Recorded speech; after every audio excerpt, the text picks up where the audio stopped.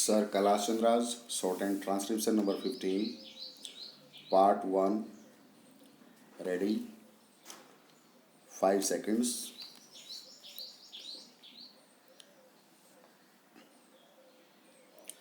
Sir, before the House adjourned for lunch yesterday, I had started speaking on the Essential Commodities Amendment Bill.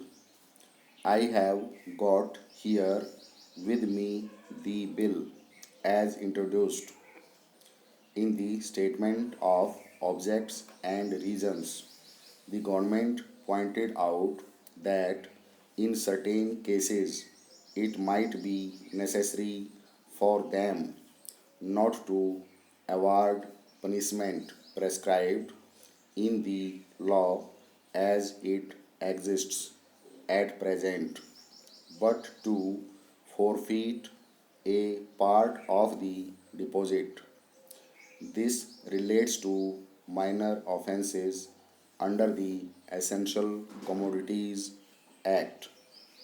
I can quite understand this, and generally, therefore, nobody would oppose this thing. But the question that I wish to raise in this connection before the House is the manner in which this act is being implemented by the government and also by the state governments. I mention the state governments because here is a measure which is sponsored by the Ministry of Food and Agriculture and in regard to many aspects of which I believe the central government has concurrent jurisdiction, but much is left to the states. Our experience has been, especially in the state from which I come, namely West Bengal, that this act is not implemented properly by the state authorities because of various connections of certain people high up with the big business and others indulging in speculation, hoarding, and so on. The result has been that whatever should be done had not been done.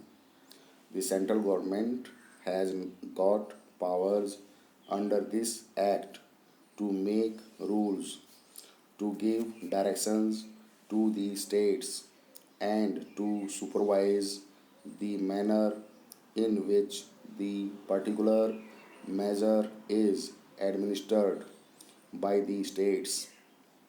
We found that much that should have been done was not done. What is the use of talking about punishment of the small fry? Certainly, if they are guilty, they have to be punished, and the smaller the fry, the minor should be the punishment. I agree there, but the point is that the act is not properly implemented.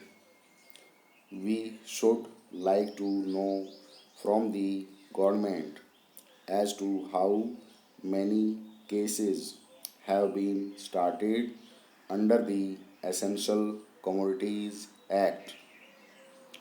We know that food grains had been hoarded, speculation had been indulged in, stocks had been removed from one state to another surreptitiously by unfair and illegal methods. These should have attracted the attention of the Essential Commodities Act. The act was passed in this parliament with a view to putting a check on speculative rise in prices. Stop.